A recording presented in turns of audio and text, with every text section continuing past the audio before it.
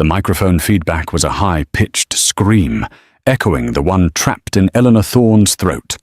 8 months pregnant, she was a prisoner in a $20,000 couture gown, her feet swelling, her lower back a map of dull fire.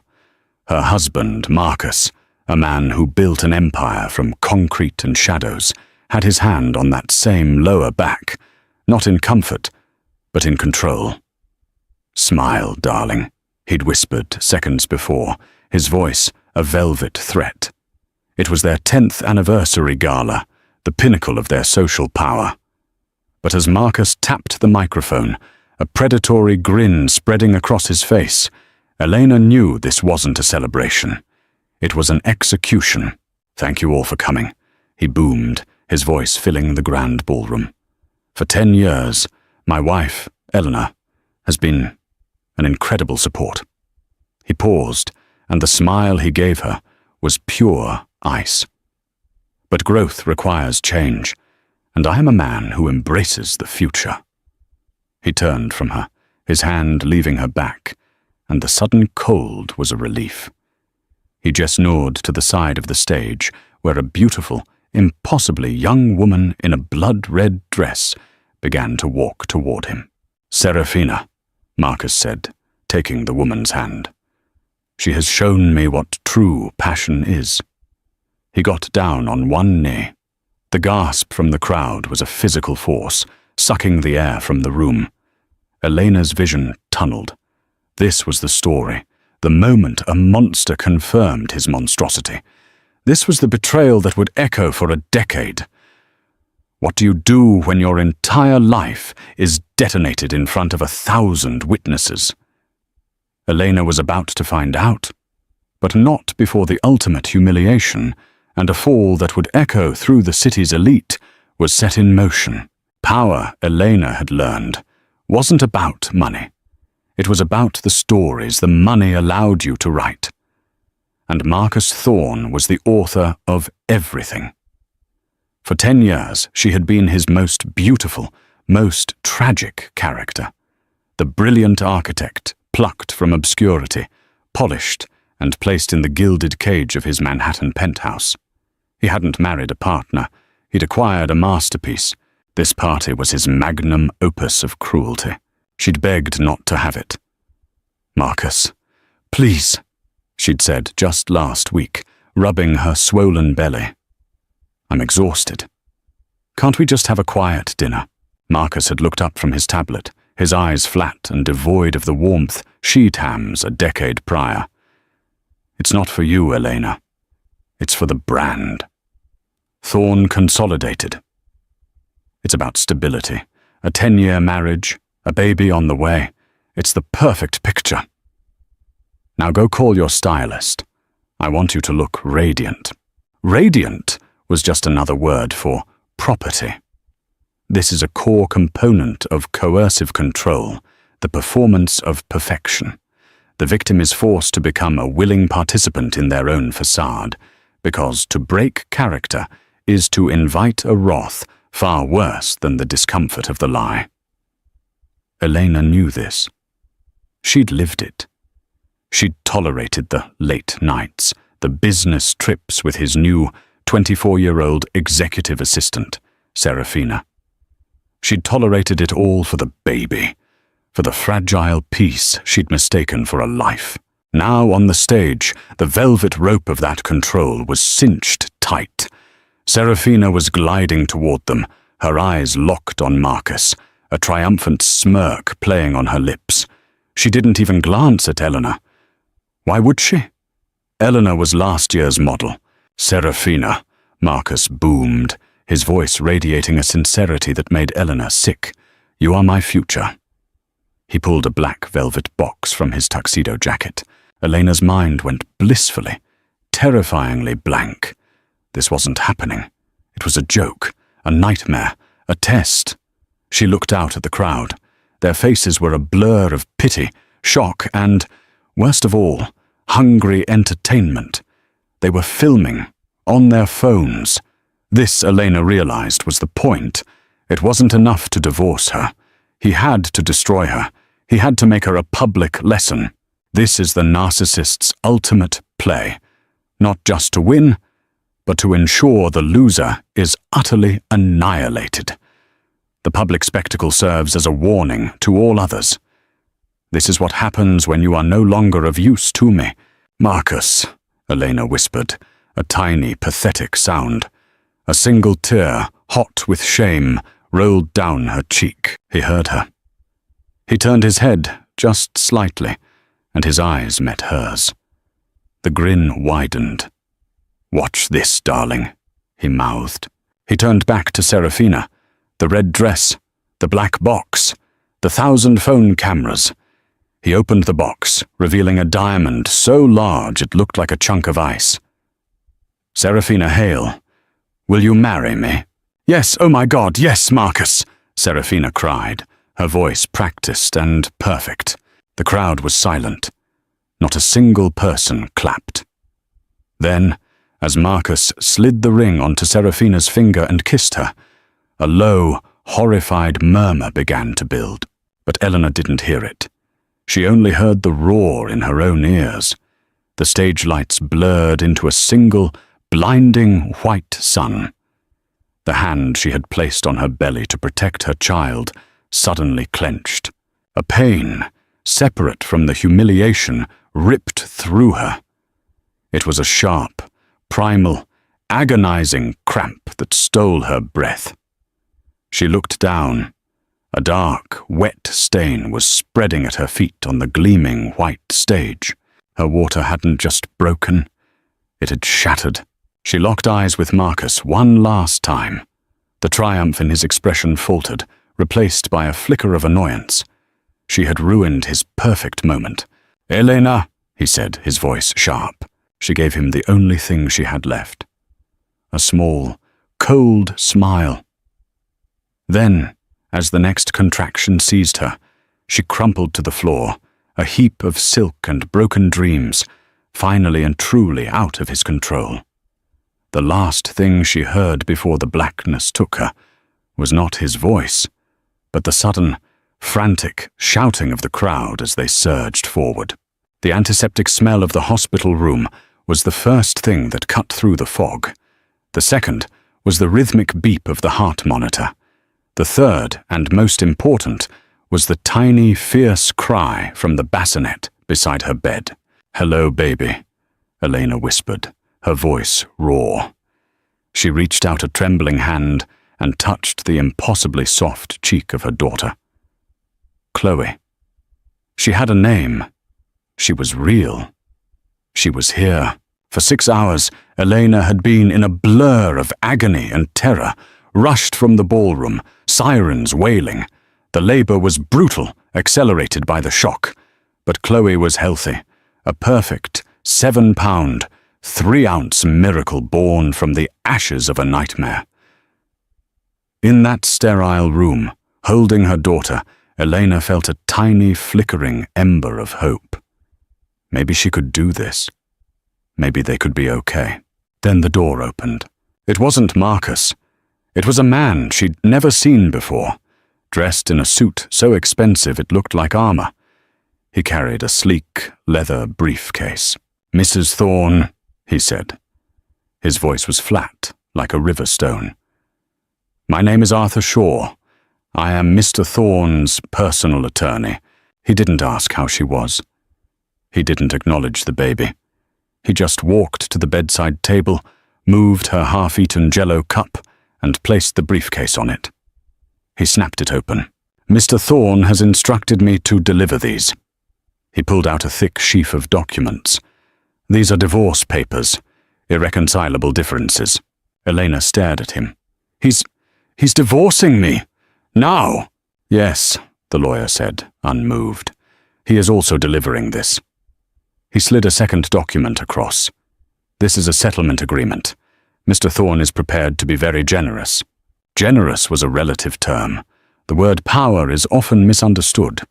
People think it's about having the most, but true, toxic power is about the ability to take away the most. It is the power to define reality for another person. In that moment, Arthur Shaw was Marcus's instrument of reality.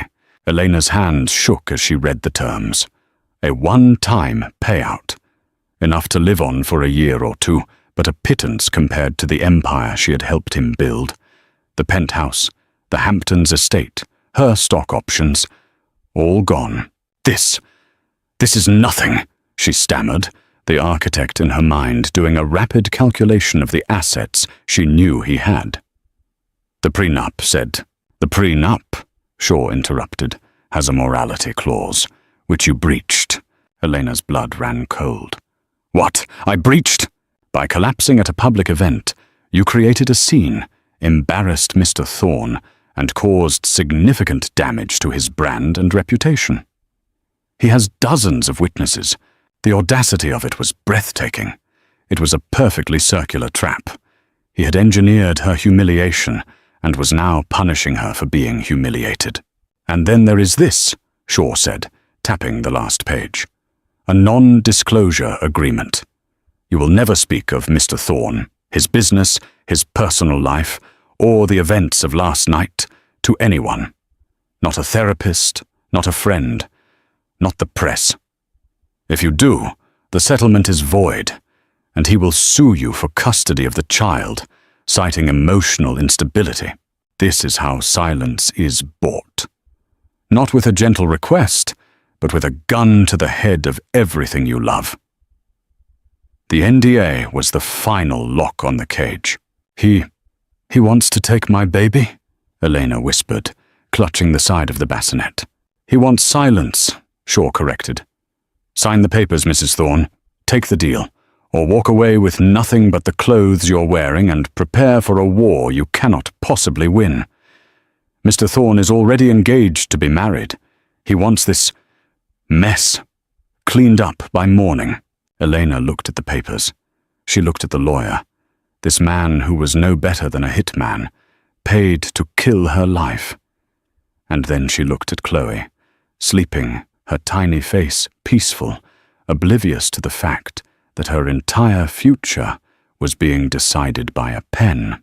There is a moment in every survivor's story when the fight for self becomes secondary to the fight for someone else. This was Eleanor's. She was no longer just a wife. She was a mother. And a mother will burn the world down or sign away her own soul to protect her child. She picked up the pen. The settlement wasn't money. It was an escape route. The NDA wasn't a prison. It was a ceasefire. I need one change, she said, her voice shaking but gaining a sliver of steel. The lawyer raised an eyebrow. My name. And my daughter's. He doesn't get to keep us. He doesn't get to own our names. Change my legal name to my maiden name, Elena Hayes. And my daughter will be Chloe Hayes. She will have nothing to do with him. Not his name, not his money, nothing. That is the deal. The lawyer considered this. It was an elegant solution. It severed her from the Thorne brand completely, which was what Marcus wanted. It gave Elena the one thing she craved. Separation. He'll agree to that, Shaw said. He made a note. Elena signed the papers, her signature a jagged line of fury and resignation. The lawyer collected the documents, packed his briefcase, and stood. A check will be wired to an account of your choosing. You will be out of the penthouse by the end of the week. Goodbye, Miss Hayes. He walked out. The door clicked shut, the sound of a vault sealing. Elena stared at the door for a long time. The adrenaline faded, leaving behind a hollow, cavernous emptiness. She was homeless, jobless, and tied to a monster by a gag order. Then Chloe made a small, snuffling sound. Elena turned back to her daughter and carefully, painfully, lifted her from the bassinet. She brought the baby to her chest, inhaling the scent of new life. It's just you and me, Chloe, she whispered, tears finally streaming down her face. It's just you and me against the world. And I will never let him hurt you. She had lost everything. But as she held her daughter, she realized she also had the one thing that mattered. She had her why The first 2 years were a blur of beige. Beige carpeted, 2-bedroom apartment in a walk-up in Queens. Beige stroller from a second-hand shop. Beige bland food, endless oatmeal and pureed carrots, because the settlement money had to last. After a lifetime of museum-quality art and floor-to-ceiling windows overlooking Central Park, the sheer, unrelenting ordinariness of her new life was its own form of shock. This is the unseen aftermath of dramatic downfalls. It's not the fall that breaks you. It's the long, quiet, unglamorous climb back up. Elena Hayes, the architect whose designs had once graced the covers of magazines, under the Thorn brand, of course, was now a single mother trying to figure out the bus schedule. She'd stand in the kitchen of her tiny apartment, bouncing a colicky Chloe on her hip at 3 a.m., and a ghost of her old life would flicker past. The scent of Marcus's expensive cologne, the clink of ice in a crystal glass, the biting cold of his dismissal. She would shake her head, forcing the memory away. The NDA was a shadow that lived in her mind, a constant reminder that she couldn't even confide in her own mother, who lived in Ohio, and only knew that Elena had gone through a bad divorce.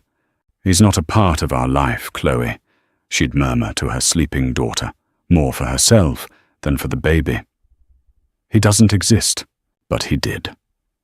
One day, when Chloe was almost 2, Eleanor was in a bodega grabbing diapers, and there he was, his face grinning on the cover of Forbes. Marcus Thorne's new reign, inside his multi-billion-dollar merger and his Hamptons paradise with new wife Serafina. Elena's hands trembled. She stared at the picture.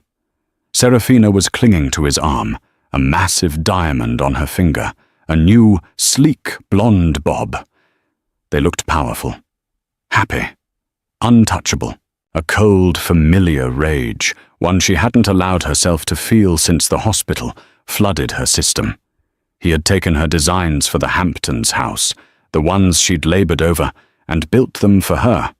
He had taken her life, her name, her work, and simply slotted another woman into her place.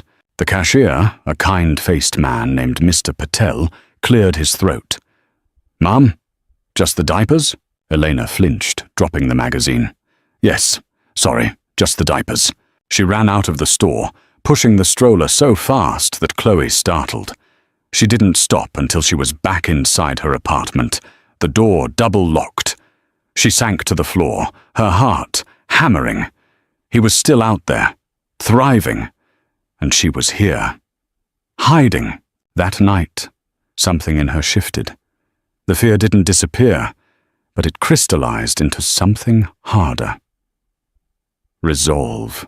She was an architect, an artist, a builder. Marcus had torn her life down to the studs, but she was still holding the blueprints. When Chloe slept, Elena dug out her old laptop. She opened her portfolio. Most of her best work was legally Thorne property. But the ideas were still hers. She started to sketch. She redesigned her tiny apartment kitchen, finding clever ways to build storage. She drafted plans for a local daycare, pro bono, just to have a recent project. She started small, a kitchen remodel in her neighborhood, a deck for a neighbor. She took her small settlement fund and, instead of hoarding it, invested the last of it into a tiny, one-room office space and a business license. Hayes Design. Resilience is not about being unbreakable. It's about the process of reassembling yourself, piece by broken piece, into something new. Elena poured every ounce of her frustration, her silenced rage, and her desperate love for her daughter into her work. Her designs were no longer cold and minimalist, as Marcus had preferred. They were warm, functional, full of light. They were spaces for families. Years passed. Chloe started kindergarten. Elena's business grew. She wasn't rich, but she was paying her bills. She was building a reputation, not as the tragic ex-wife of a billionaire, but as Elena Hayes, the designer who understood what a home felt like. She was happy, or at least she was at peace. Then, when Chloe was 7 years old, the past came knocking. Not with a bang, but with the scent of dust and mothballs. Chloe needed a family tree project for school. Elena, laughing, went into the back of her closet to find the box of her old life, the few sentimental things she'd managed to grab from the penthouse, photos of her parents, her college diploma. At the bottom of the box was something she'd forgotten, a sleek, monogrammed leather briefcase. She hadn't taken it intentionally. In the frantic, postpartum haze of her 1-hour window to pack, her assistant had grabbed it, thinking it was hers. Eleanor had tossed it in the closet and never thought of it again. She ran her fingers over the embossed letters. A jolt of cold apprehension went through her. She should throw it out. Burn it. It was a relic of a life that didn't belong to her. But she didn't. She clicked the latches. It wasn't locked. Inside there wasn't much. Old contracts, a pair of forgotten and hideous gold cufflinks, and a small silver hard drive. Curiosity, that dangerous human impulse, took over. She plugged it into her laptop. It was encrypted. A password prompt stared back at her. She tried the obvious ones. Thorn, Marcus, Empire, Serafina. Nothing. She tried their anniversary. 1024. Access denied. She sighed, frustrated. It was probably just old business plans. What did it matter? She was about to close it when Chloe padded into the room, rubbing her eyes. Mommy, did you find the pictures? I did, honey. Elena looked at her daughter, her bright, intelligent eyes. Her face, a perfect mix of Eleanor's own features, with nothing of him in them. Eleanor looked back at the password prompt. She thought about the man who had tried to erase them, who had built a paradise on her stolen work. She thought about the date he'd proposed to Serafina. No, that was public. What about a date that was his? His new beginning? She typed in Serafina's birthday. 03Y was. Access denied. A new thought, cold and sudden, hit her. He was a narcissist. His passwords wouldn't be about anyone else. Not really. They would be about him. His greatest achievements. She typed in the date of the public humiliation, the date he'd gotten rid of her, the date he'd proposed to his new wife, the date her child was born. It was all the same day. He would see that as his ultimate victory. She typed 1108. Access granted. The drive opened. It wasn't just old plans. It was folders, dozens of them, titled with names she didn't recognize. Project Aegis. Cayman Blue. Senator K. And inside, spreadsheets, ledgers, audio files. Elena's blood turned to ice. This wasn't a business drive. This was a confession. Elena slammed the laptop shut, her heart hammering so hard it felt like a bird trapped in her ribs. She shoved the hard drive back into the briefcase and hid it under her bed, behind a row of winter boots. For a full week, she didn't touch it. She couldn't. This is the paralytic nature of trauma. When a survivor is finally safe, the last thing they want is to revisit the source of their danger. Elena had built a life, a real, tangible, safe life for her and Chloe. That hard drive felt like a bomb. To look at it, to know what was on it, was to light the fuse. The NDA she had signed loomed in her mind, a legal guillotine. He will sue you for custody. But the drive was also a splinter in her mind. She'd be sketching a design for a client's nursery, and a file name would flash in her head. Cayman Blue. She'd be helping Chloe with math homework, and she'd see the shadow of those ledgers. Life, however, has a way of forcing your hand. Her business, Hayes Design, was stable, but it wasn't growing. She was competing for a major contract. designing a new wing for a local community center.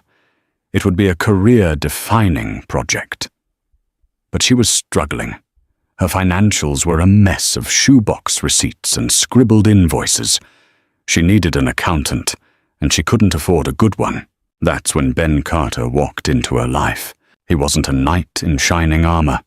He was a quiet, slightly rumpled divorced dad who she knew from Chloe's PTA. He always brought the good coffee to the meetings and volunteered to chaperone the field trips. He was, she'd learned, a forensic accountant. "I'm hopeless," she confessed to him one afternoon, standing by the swing set as they watched their kids play. "I'm trying to pull together a bid for the community center, and my books are, well, they look like a Jackson Pollock painting." Ben gave a small, kind smile. "My ex-wife was a photographer. I've seen worse. Tell you what, I'm between clients. I'll take a look, pro bono. Just pay me in that coffee you bring to the PTA." Elena felt a rush of gratitude that almost brought her to tears. "Ben, I couldn't ask you to." "You're not asking, I'm offering." He looked at her, his gaze steady and perceptive. "You're a good person, Elena. You're doing this all on your own. Let someone help." A few days later, he was at her small office, sorting through her receipts. He was fast, efficient, and utterly non-judgmental. Within hours, he had her books organized. "You're in better shape than you think," he said, handing her a clean spreadsheet. "You just need a system. But I did have a question about this." He pointed to a line item from 7 years ago. "This initial capital transfer, it's a large sum. But there's a note here about a settlement and a potential tax liability. I'm not a lawyer, but if this was a divorce settlement, it shouldn't be taxed as income." He trailed off, sensing her sudden tension. Elena's breath hitched. No one had ever asked about the settlement. No one knew. "It was a bad divorce," she said, her voice small. Ben's expression softened. "I get that. Mine was too. But this note, it's attached to an NDA. Elena, that's not standard, not for a simple divorce. This is the crossroads, the moment you have to choose between the safety of your silence and the terrifying possibility of trust." Elena looked at Ben. He wasn't a shark like Arthur Shaw. He wasn't a predator like Marcus. He was just a man who knew numbers, and the numbers, it seemed, were telling her story. "It wasn't a simple divorce," she said, the words tasting like rust. "My ex-husband, he's a very powerful man," she told him. "Not everything, but enough." She told him about the party, the humiliation, the hospital, the NDA, the threat of losing Chloe. She didn't name Marcus. She didn't have to. Ben listened, his expression growing colder with every word. When she finished, he was silent for a full minute. "That's not a settlement, Elena," he said finally, his voice tight with a controlled anger she hadn't heard before. "That's an extortion payment. He didn't give you that money. He bought your silence. And he used your daughter as leverage." He stood up and began to pace her small office. "This NDA, he threatened custody. That's duress. A good lawyer would argue that contract was signed under duress and is completely unenforceable." "It doesn't matter," Elena said, wrapping her arms around herself. "I can't fight him. He's Marcus Thorne." Ben stopped pacing. He stared at her. "Marcus Thorne? The real estate guy?" Elena nodded, her stomach clenching, expecting him to back away, to be intimidated. Ben's face did something unexpected. He smiled. It was a cold, thin, angry smile. "I know that name," Ben said, his voice dropping. "I've been tracking a network of shell companies for another client, a construction union he screwed over. All the money just disappears into offshore accounts. I've been hitting a brick wall for 6 months. Marcus Thorne. Son of a... Elena's heart stopped. Shell companies? Yeah, Project Aegis. Cayman Blue. Names like that. Eleanor felt the blood drain from her face. She walked to her desk, her legs shaking. She unlocked a drawer and pulled out the silver hard drive. She held it out to him. Like these? Ben looked at the hard drive, then at her face, and back to the drive. He took it from her hand, as if it were a religious artifact. Where? He said, his voice a bare whisper. Did you get this? It was in a briefcase my assistant packed by mistake, Elena said. It's his. Ben sank into her client chair, his eyes wide, a look of terrible, professional awe on his face. Elena, he said, you told me your financials were a mess.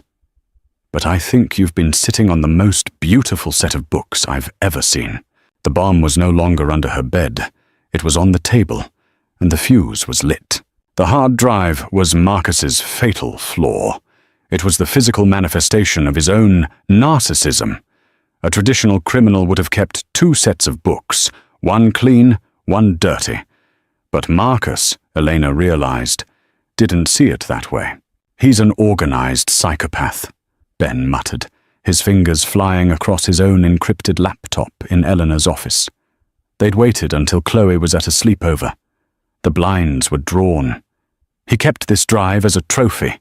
It's his real ledger, the one that shows how he moved every dirty dollar. It's not just a record, it's a diary of his conquests. For hours they dove into the abyss. Ben, the forensic accountant, was the guide. Elena, the ex-wife, was the translator. What Ben saw as numbers, Elena saw as memories. Here, Ben said, pointing to a line item for $2 million funneled through Project Aegis and paid out to a consultant K. This was in 2018, right before he got the zoning variance for the Thorn Tower. Elena's blood ran cold. Senator K, she whispered. Senator Michelson, I remember. He was the holdout on the zoning board. Marcus took him and his wife to St. Bart's on the private jet. He told me it was lobbying. This was a bribe. It's a pattern, Ben said, scrolling. Here, Cayman Blue. It's not a project. It's a shell corporation in the Cayman Islands. He's been laundering money through it for a decade. He overinflates his construction costs, pays a vendor, which is this shell company, and then Project Aegis wires the profits to other accounts. This isn't just tax evasion, Elena. This is massive international money laundering, racketeering. We're talking RICO-level offenses. The fact presenter part of Eleanor's brain, the one that loved order and structure, was horrified. The storyteller part, the part that had lived with the man, was not surprised.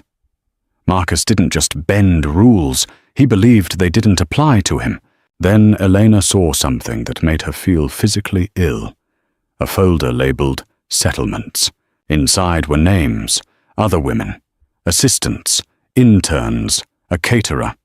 Each one had a date and a dollar amount attached to a copy of an NDA. Her own name wasn't there. She was a different category, a divorce. These were his other messes. He didn't just cheat on me, she said, her voice hollow. He paid them off, Ben said grimly.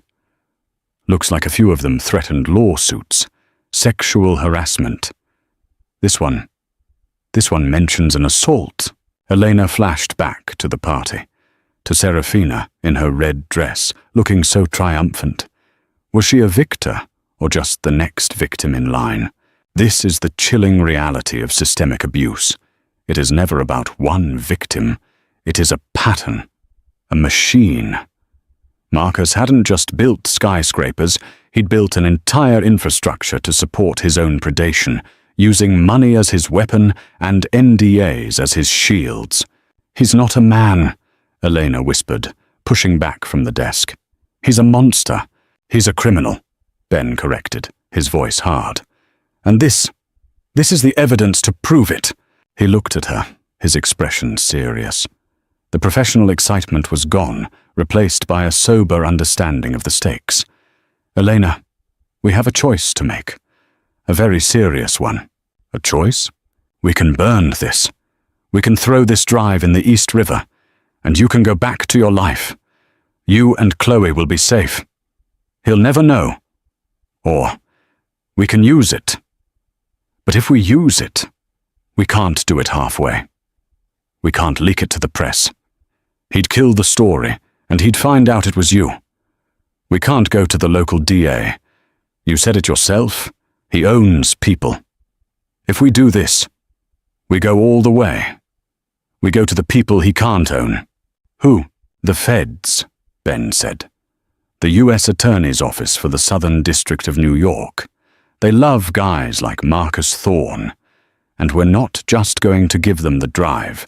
We're going to give them a map. We're going to connect every dot. We're going to translate his diary of conquests into a criminal indictment."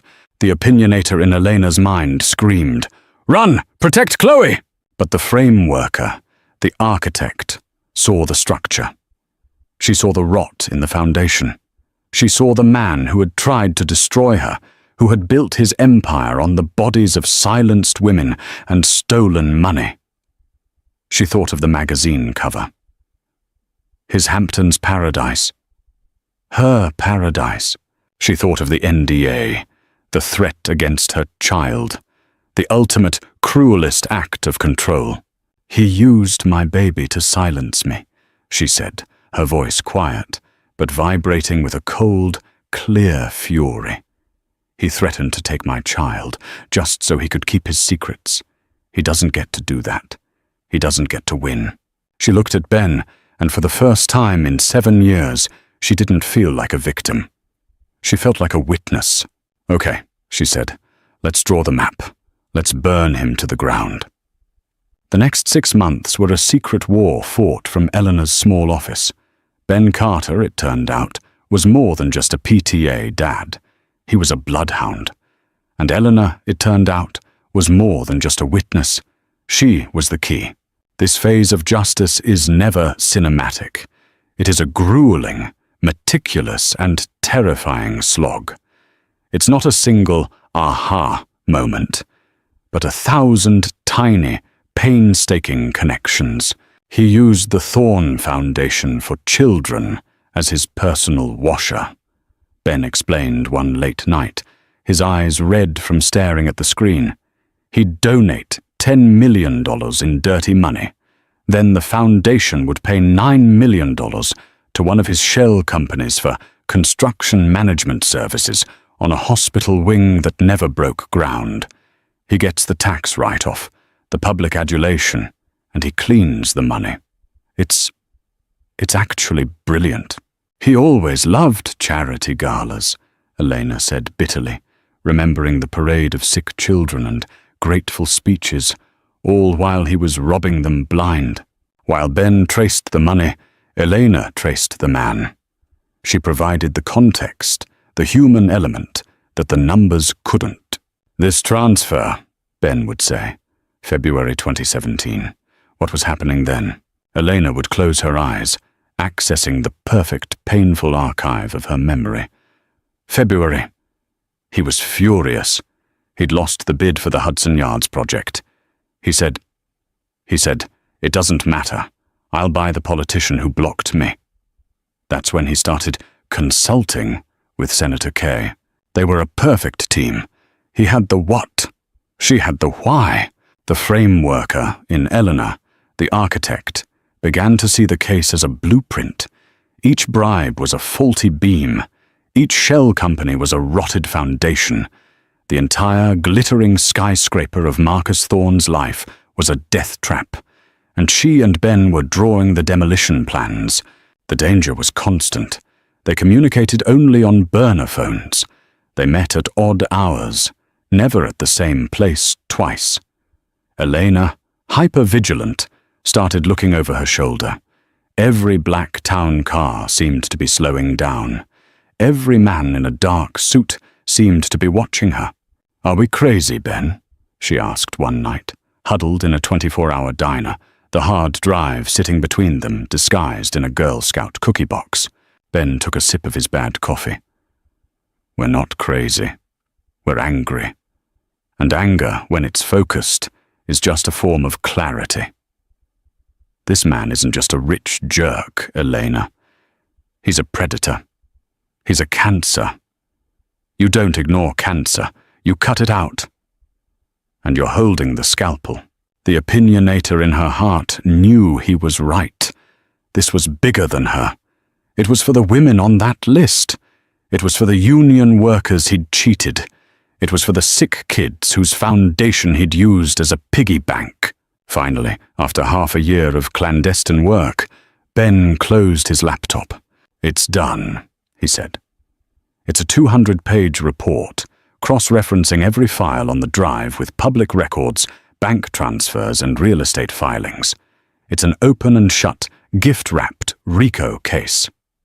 So, what now? Elena asked, her heart in her throat.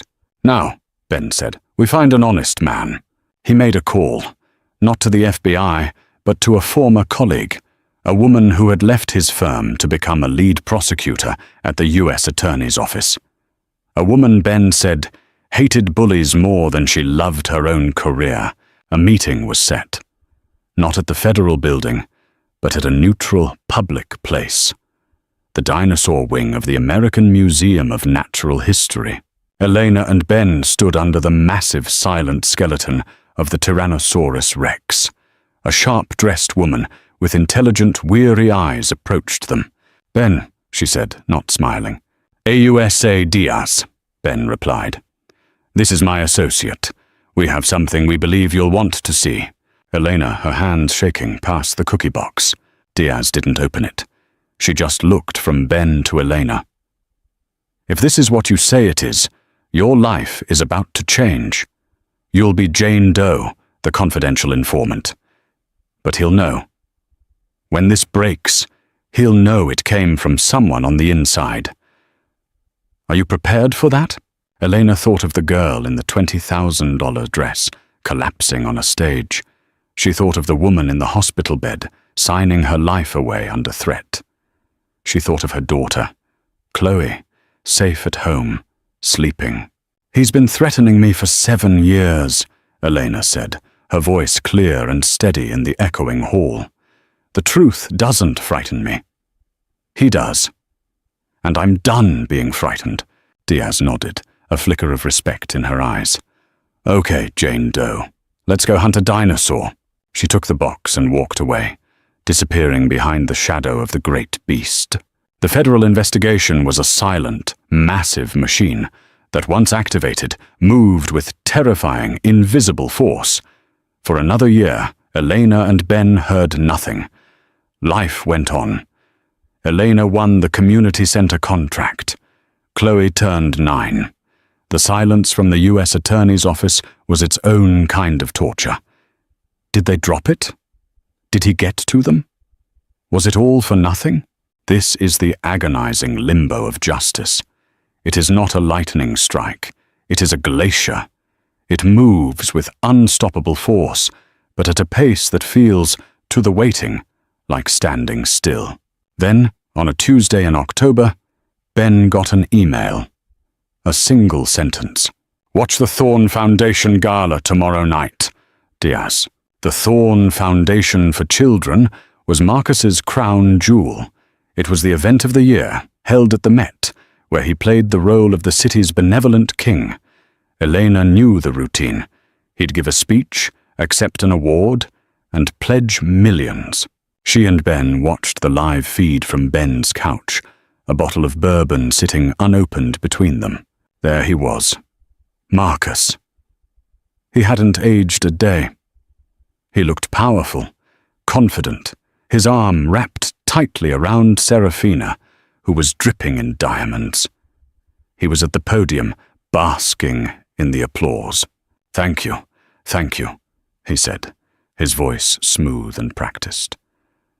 We are here tonight for the children, because nothing is more important than giving back. He's so smug, Elena whispered, her stomach churning. They always are, right before the fall, Ben said, his eyes glued to the screen. As Marcus continued his speech, two men in dark, sober suits entered the ballroom from a side door. They were not waiters. They did not belong. They were followed by two more. And two more. They moved quietly, taking up positions along the wall. Marcus didn't see them. He was too busy soaking in the adoration. And that is why, tonight, I am pledging another $10 million to Marcus Thorne. The voice was not from a microphone. It was from AUSA Diaz, standing in the center aisle. The live feed camera swiveled, catching her in its frame. She was flanked by two FBI agents. Marcus froze. His smile faltered. That flicker of annoyance, the one Elena had seen on stage right before she collapsed, returned to his face. "Excuse me?" he said. "This is a private event." "Marcus Thorne," Diaz said, her voice now amplified by an agent's handheld speaker. "You are under arrest for conspiracy to commit wire fraud, money laundering, and violations of the Racketeer Influenced and Corrupt Organizations Act." The entire ballroom went dead silent. The sound of a single champagne flute shattering on the floor was like a gunshot. Serafina's hand, the one with the massive diamond, flew to her mouth. Her eyes, wide with terror, darted to the exits, which were now all blocked by agents. "This is ridiculous," Marcus blustered, his face turning a dark, mottled red. "Do you know who I am?" "We do," Diaz said, pulling out a pair of handcuffs. "That's why we're here. The storyteller's perfect ending. The public humiliation mirrored. The scene he had created for Elena, now recreated for him. The man who had built his life on a public image was being dismantled, live, in front of the very people he'd sought to impress. The agents moved onto the stage. "Sir, please put your hands behind your back." "Get your hands off me!" Marcus roared, shoving one of the agents. It was a fatal mistake. In an instant, the agents swarmed him, slamming him face first onto his own podium, scattering his prepared remarks. The sound of the handcuffs ratcheting shut was the loudest thing in the room. "You're making a mistake!" he screamed, his voice muffled. "Serafina, call Arthur, call Shaw, do something!" But Serafina wasn't moving. She was staring at Diaz, who was now reading Marcus his rights. She was a statue of frozen panic. She wasn't a partner, she was just an accessory. And her accessory was being seized. On the couch in Queens, Elena watched the man who had tried to destroy her, the man who had threatened her child, being dragged off a stage in handcuffs, his $5,000 tuxedo twisted, his face a mask of apoplectic rage. She didn't cheer. She didn't laugh. She put her face in her hands, and for the first time in 9 years, she wept. She wept for the girl she had been. She wept for the years of fear. And she wept with the bone-deep, earth-shattering relief of a war finally being over. Ben sat beside her, quietly, and placed a hand on her shoulder. He didn't say a word. He just let her cry, the only sound in the room, the distant, fading sirens from the television. The trial of Marcus Thorne was the trial of the decade. The press dubbed it the King of Concrete's Fall. The prosecution, led by Diaz, was masterful. They used Ben and Elena's report as their roadmap. One by one, they brought Marcus's world crashing down. Senator Kay was indicted. The Thorne Foundation was dissolved, its assets seized. The union workers Ben had represented won a massive civil suit, and Serafina. She, it turned out, was the framework of the prosecution's case. The moment Marcus was arrested, his assets were frozen. Serafina's charmed life evaporated overnight. Her credit cards were declined. The Hamptons' house was seized. The red-bottomed shoes and diamond rings were not hers, they were his. And he was the property of the federal government. Faced with charges of conspiracy, She did what all of Marcus's assets were trained to do. She saved herself. She took an immunity deal and became the government's star witness. From the witness stand, Serafina, now in a modest beige turtleneck, cried as she detailed how Marcus had her sign documents she didn't understand, how he'd used her as a mule to carry cash on vacations, how he'd bragged about owning half of the city council. She was, she claimed, just another victim. Elena watched a feed of the trial from a secure room. She was Jane Doe, the confidential informant. She was too valuable, and the original source of the evidence too compromising, to put on the stand. "She's good," Elena remarked to Ben, who was with her. "She's a survivor," Ben said. "Just like you. She just chose a different path. There's a soft wisdom in that. People are not just good or bad. They are a collection of choices made under pressure." Serafina had made her choice, aligning with power. Now that the power had shifted, she simply realigned. Finally, the day came for the defense. Marcus, looking gaunt and hollow, his expensive lawyers grasping at straws, had one last card to play. He was going to testify.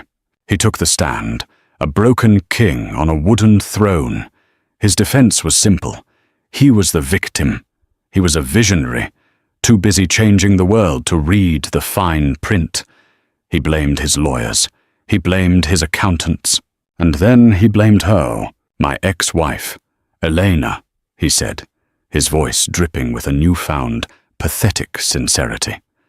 She was unstable, vindictive. She was furious about our divorce. She planted that hard drive. This is all her. She framed me. In the secure room, Elena felt the air leave her lungs. Even now, even from there.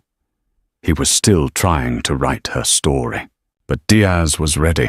"You claim your ex-wife, Ms. Elena Hayes, framed you," Diaz said, her voice dripping with contempt. "You claim she's unstable?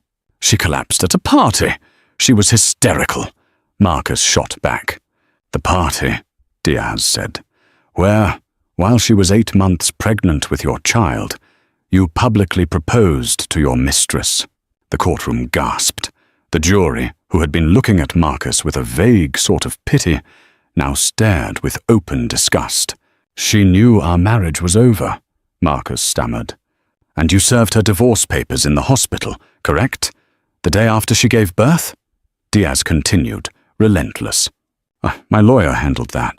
And you forced her to sign an NDA, threatening to take her newborn child if she ever spoke of your business? That's a lie. She's a liar." "Mr. Thorne," Diaz said, walking slow and steady toward the witness box, "you have built your entire life on the belief that you are the most powerful man in any room.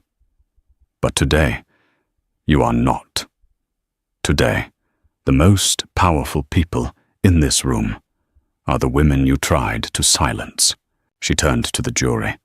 "The unstable woman who you threatened, who you humiliated, who you tried to erase, she's the one who kept the receipts, and she just handed them to the IRS.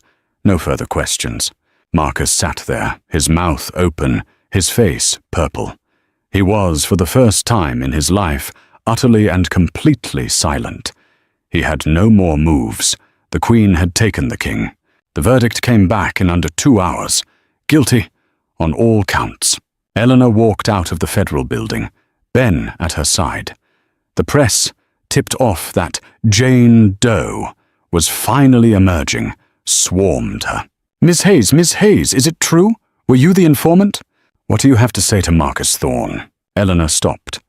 She looked into the cameras, the same blinding flashbulbs that had captured her humiliation 9 years earlier. She wasn't a victim in a gown. She was an architect in a simple, strong blazer. She had her own business. She had her daughter. She had her name. She leaned into the microphones. "My name is Elena Hayes," she said, her voice clear and carrying. "For 9 years, Mr. Thorne has operated under the belief that I was silent. He was mistaken. I was just quiet. I was quiet, I was watching, and I was taking notes. She gave a small, devastatingly calm smile. Today, Mr. Thorne learned a very expensive lesson in architecture.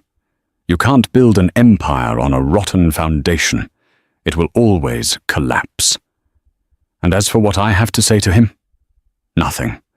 I'm done talking about Marcus Thorne. I'm going home to my daughter.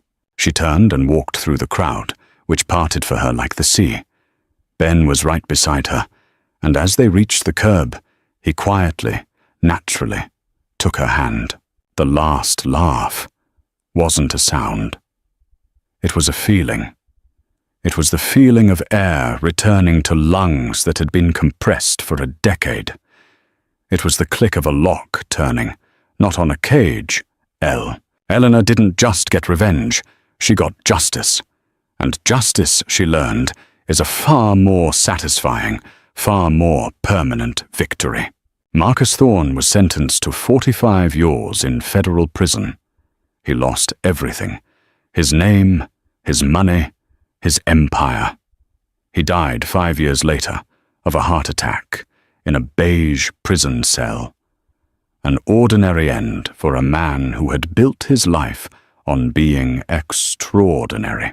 Serafina, stripped of her ill-gotten gains, moved back to Ohio, where she reportedly became a very successful and reportedly very ruthless real estate agent. She had learned from the master, after all. And Eleanor? Elena and Ben were married a year after the trial, in a simple ceremony in the community center wing she had designed.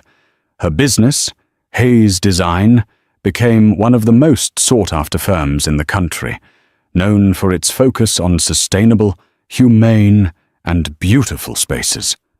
She didn't just build homes, she built sanctuaries, but her real victory, the one that mattered, was Chloe. She raised a daughter who was strong, compassionate, and utterly fearless. A girl who saw her mother not as a victim, but as a quiet, powerful hero. True redemption isn't about erasing the past. It's about building a future so strong that the past no longer has power over you. Elena had been forced to watch her life burn down, but she had salvaged the most important pieces: her daughter, her talent, and her dignity. And from those ashes, she built a life that was truly, unshakably, her own. If you've ever felt silenced, small, or trapped by someone else's power, I hope Elena's story reminds you of the strength that lies in resilience. You are not alone. The world is full of people who will try to write your story for you, who will try to define you by your trauma. But you, and only you, hold the pen. What would you have done if this was your sister or your best friend? What part of Eleanor's quiet strength resonated with you the most? Share your thoughts in the comments below. Sometimes, just speaking our truth, even in a small way, is the first step back to power.